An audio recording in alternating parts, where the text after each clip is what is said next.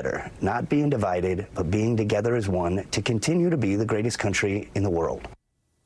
You know, he sounds like John McCain. Yeah. Country first. Jimmy McCain, the late Senator John McCain's youngest son, responding to Donald Trump's past comments about his father and explaining why he's now registering as a Democrat to support Vice President Kamala Harris this November. Welcome back to Morning Joe. It is Wednesday, September 4th. Jonathan Lemire is still with us, and joining the conversation we have MSNBC contributor Mike Barnicle and host of the podcast On Brand with Donnie Deutsch.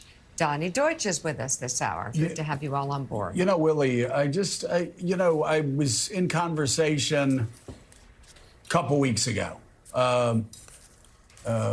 when Mika and I were away.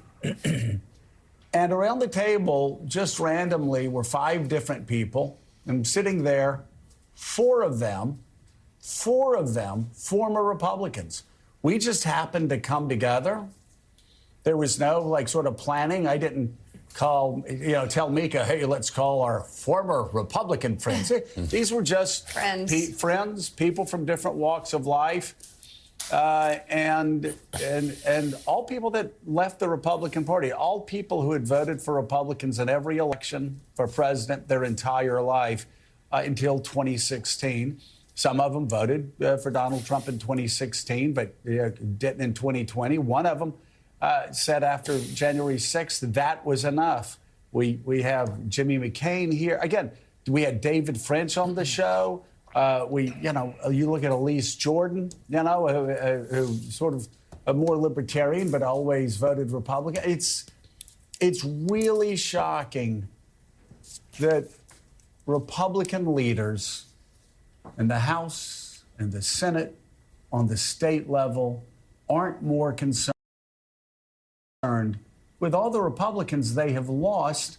And I will say again, without going over it, but all the elections they have lost in consecutive years since 2017. And it does beg the question, if they lose again, will they then see that they have to turn away from Donald Trump? I'm not saying they go back to Ronald Reagan, but they certainly can adopt some of the positive elements of Reaganism and then, move forward with other conservative viewpoints that Donald Trump has just completely abandoned. Yeah, where do the Nikki Haley Republicans end up? People who are still Republicans. It was interesting after Jimmy McCain, Senator McCain's son, came out yesterday, who, by the way, Jimmy McCain served in the United States Army, just got back from a deployment in the Middle East. What's that? Marine Corps. In the Marine Corps, excuse me, and just got back from a deployment. His sister, Meghan McCain, very well known, said, I'm not voting for Donald Trump, but I'm going to remain a Republican and hope for better days. I don't think she's going to vote for Kamala Harris either. But there is what you're talking about, either former Republicans or people hanging on to the idea of what we were just talking about in our last segment, Joe, with Max Boot and David French, that there may be life for Republicans on the other side of Donald Trump. And as you say, It's not just him. It's the candidates he has pushed on the party who have lost winnable races in the House and governor's mansions in the Senate that have cost them seats of power that could help them push forward their policies. For whatever reason, they continue to hitch their wagon to Donald Trump, despite all the results we've seen.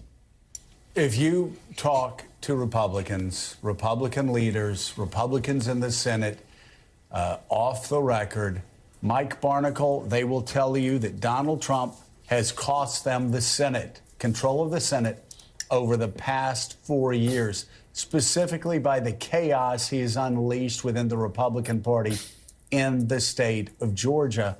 And he's at it again. And you do wonder, Mike, at what point do Republicans step forward and actually do what my class did and fight for things like a balanced budget, a strong military, reforms that make programs stronger At what point? I mean, we balanced the budget 4 years in a row. It's the only time it's happened in 100 years. And that's something that, again, most Americans would say, okay, well, that makes sense, protecting taxpayer money. But even this Trump Republican Party, they exploded the national debt even before COVID, more than any party in history. And when I go around and talk to people, and it's not just former Republicans, they say, we need a conservative party again, not a Trump conservative party, but a conservative party, a real conservative party. And it's just not there. Joe, that clip that we showed coming into this segment was 10 years ago. Donald Trump saying that John McCain, was not a war hero, or he was a war hero, but he was captured. He liked people who weren't captured. He has had a grip on the Republican Party ever since then. When that happened, I received a call early in the morning, on the night after he said that, from a fairly prominent Democratic United States senator who said, did you hear what Trump said last night about John McCain? And we both agreed on the phone, and I think a lot of people probably shared the agreement, that his candidacy was done before it ever took off. But it wasn't done. He became president of the United States. So that's what the Republican Party is living with every day since then. And today, we have a damaged, delusional old man who, again, might get reelected to the presidency of the United States. He is that close to it again. How did this happen?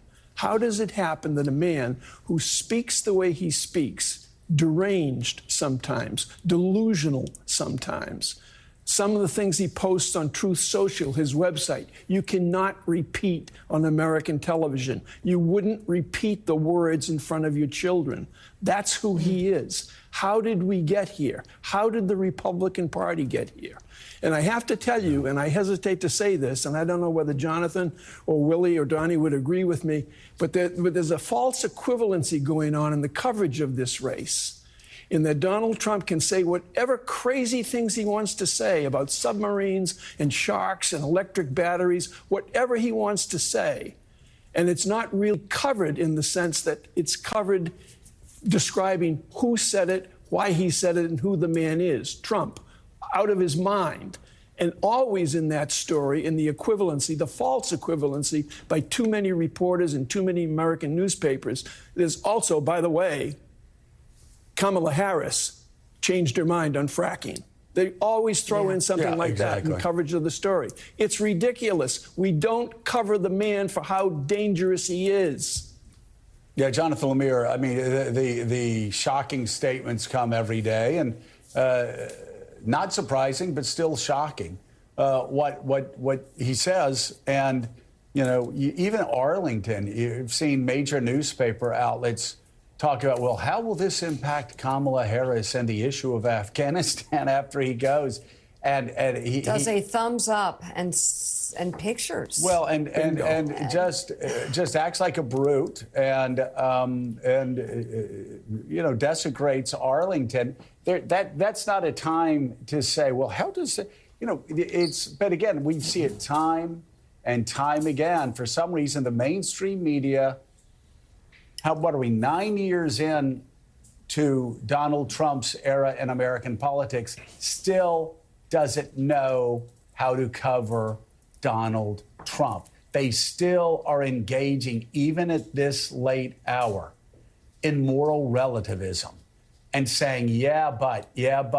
And again, it's they just don't know how to put it in proper perspective. Because, as I said yesterday, they are so concerned about being objective that they're treating this race like it was 1996, Clinton versus Dole, or 2004, Bush versus Kerry. And their objective, and I put that word in quotes, their objectivity actually is not objective at all. It ends up playing to Donald Trump's advantage every day because they are so numbed by the hate speech that is spewed out of his mouth for the past 9 years. Yeah, I think it's a fair analysis. A lot of media professors would agree with you that the mainstream media, as it were, is still struggling, still adapting to how to cover Donald Trump because he's someone that we've never seen before. And yes, it's almost a decade since, and certainly much has been written fairly about the mistakes that were made in 2015, 2016. I would argue the media has come certainly improved.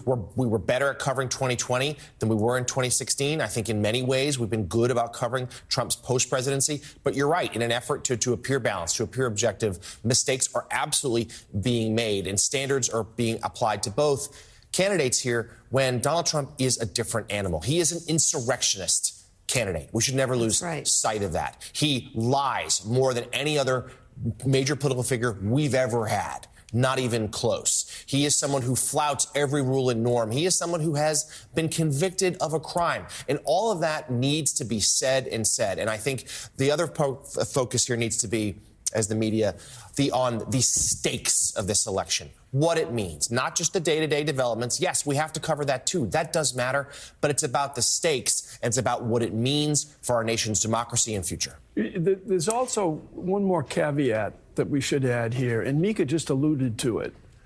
What kind of a person, what kind of a human being stands on the grounds of Section 60 at Arlington National Cemetery, filled with history's heroes, frozen forever in death, people's sons, brothers, husbands, wives, buried for the Republic? What kind of person stands there, looks into a camera, smiles with the thumbs up like this, with the headstones behind him? Ask yourself that question. What kind of a person does that? Right, and one family, two families, they don't own Arlington. Arlington, of course, is for those who, as Jimmy McCain said yesterday, can't speak for themselves. So to be used as political props is so disturbing. You know, yesterday, to follow up on what Jonathan said yesterday, a former Republican senator, a former conservative Republican senator, said on the air that he could not vote for Donald Trump because he's an insurrectionist. And the person interviewing him said, but you should be worried about other things, like tax policy and regulations. I mean, how do you put an insurrection against the United States government up against changes in the tax code? Short-sightedness. No, you have to have a country in order to have tax policy. I mean, remember we were talking on the street with the Republican couple, and the conversation was so difficult because one of them was definitely going to vote for Kamala Harris, knowing that ultimately that person wants to see a strong Republican Party return. And the only way that happens is getting rid of Trump and MAGA. And I'm sorry, that's the only way it happens. He can't be on the stage. He can't be controlling and pushing the buttons of the Republican Party for the party to be conservative and true to its core values. And the others thinking about the money and thinking about, well, you know, truth is fungible or whatever. It's crazy, the conversations out there. You know, Donnie, the thing is also, so this argument that was made yesterday by an economic reporter, don't worry about the insurrection, worry instead about tax code and I think regulations. That underlines a point that I've made on this show before that I'm going to make again. If you're a capitalist, if you believe in American capitalism, as I believe in American capitalism, unapologetically believe in American capitalism,